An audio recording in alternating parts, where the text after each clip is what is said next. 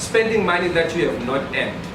So here's this guy. His name is Mr. Jefferson. Do you know him? He was the 3rd president of the United States of America. If you read about him, he died very poor, right? He died very poor, even though he was the 3rd president of the United States of America. In 1811, he wrote a letter, a very important letter to his granddaughter, Cornelius. And in that letter that he wrote to his granddaughter, Cornelius, he had what he called the 11 canons of life. If you think about it, he was advising his daughter on how to live. The 3rd rule in that 11 canon was never spend money before you have earned it. Okay? He died poor, but he had, from his experience, one of the most important lessons that he gave to his daughter. Never spend money before you have earned it. Again, I go back to the example. If you go to a loan shark just to go buy the money, you are already putting yourself in danger because you're already spending money that you have not yet earned. The 4th one, how many of us look at our credit records? Right. Do you know our credit score? So the first time this was now in 2011, when I first wanted to buy a car. So I sent through my applications, and every time I sent through my application, it came back declined. And I asked myself, why is it that my application is declined even though I don't have credit? Right? So I asked myself, why every time when I apply for vehicle finance, it gets declined even though I don't have credit? It was after a few research that I realized, no, the problem was that you don't have a credit score. Yes. Right? So what did I do?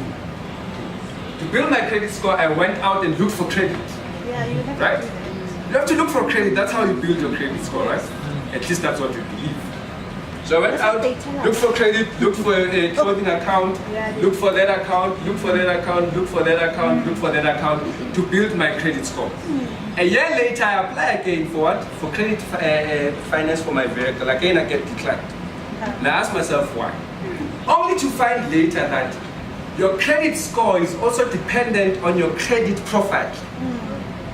If there's a lot of inquiries on your credit score and your credit profile, it creates a problem for you. It means you are actively seeking out what? Credit and not managing credit. Yeah. Okay? Do we think about that? We don't really think about those sort of things, right? So if I go to apps and I put in an application for a loan, what do? They immediately go to the credit bureaus, right? Yeah. They make an inquiry, right? I go to apps, some of us think that by putting 10 different loan applications, you're hoping to find one somewhere, and you think that's good for you. So the more you put in credit applications, the more there's inquiries on your credit profile, and the more it creates problems for you as a person. So what you need to do, you need to be able to manage our credit score. Now let me give you possible solutions to these 4 financial pitfalls that I mentioned here. One size does not fit all. Right? So your profile, your history is different from the what? From the next person. Never ever think that your credit profile will be the same, like that young man that's sitting there. So here's the first thing that I advise you to do. Set one strategic financial goal. There's a book called The One by David Keller. And in that book, he mentions the effect of changing just one decision and the effect it has on a multiple of decisions. Think about it. How many of us have played the domino? Yeah, the domino effect. Do you know the domino effect? Right? So a domino, if you line dice, a couple of dice, right? It's not dices. So if you line a couple of dice, if you hit one, what does it do? It hits all the others, right? Until they all eventually what? They eventually fall down. So he says, if you want to change your financial situation, it's not about putting 10 different goals, but it's about putting one effective goal that has a knock-on effect on all the others. Right. So if you want to change your financial situation, don't be too presumptuous or ambitious. Have one goal, and that goal should have a domino effect on the rest of your what? Of your financial problems. So set one goal. If that one goal is sorting out your credit score, sort out your credit score, because it eventually means that it has an effect on the rest of your financial.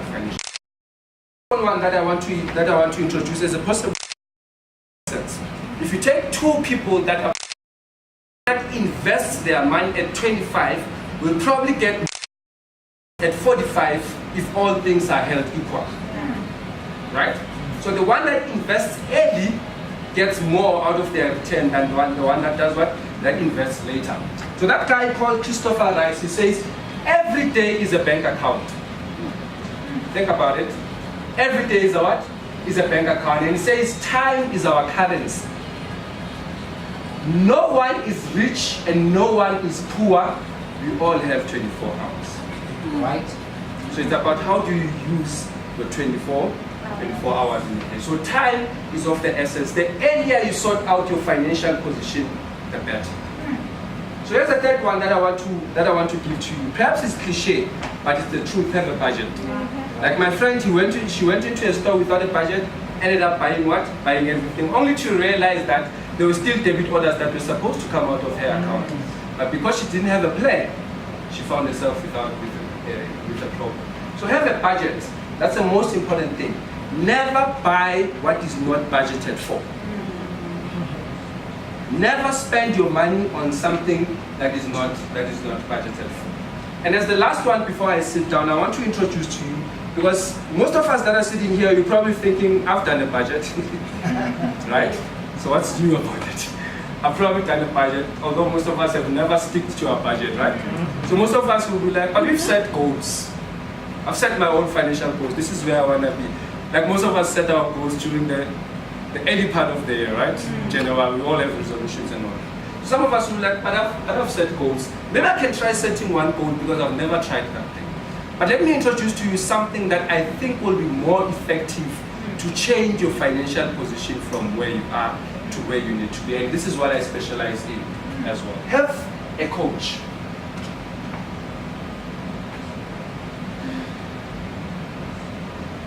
I love the fact that you're thinking about it. Have a coach. You probably have tried budgeting, didn't work. You probably have tried putting together a plan, it doesn't work. The fact of the matter is, we all need someone to travel with us on a journey. We all need someone who's going to hold us throughout the journey so that we move from where we are to the next level. And this is what we specialize in our financial talk. So there's 3 types of memberships that you can subscribe to. The first one being silver. So silver for 300 rands, it gives you access to one talk, something similar like this, and it gives you access to 1 month of coaching. Right? 1 month of coaching for 300 rands. For 500 rands, you get gold membership, which gives you access to 3 talks, 3 months of customized personal coaching, right? And we are building into this a financial e-newsletter. For 750 rands, it gives you access to 10 talks, 11 customized personal finance coaching, and 4 membership newsletters. So we all need a coach. We all need someone who's going to take us through this journey. We all need someone who's going to hold us. What I can promise you is, it's intensive. It's not for the faint-hearted, but it's about building you and your own personal finances so that you take yourself from where you are to the next level. Thank you very much for coming.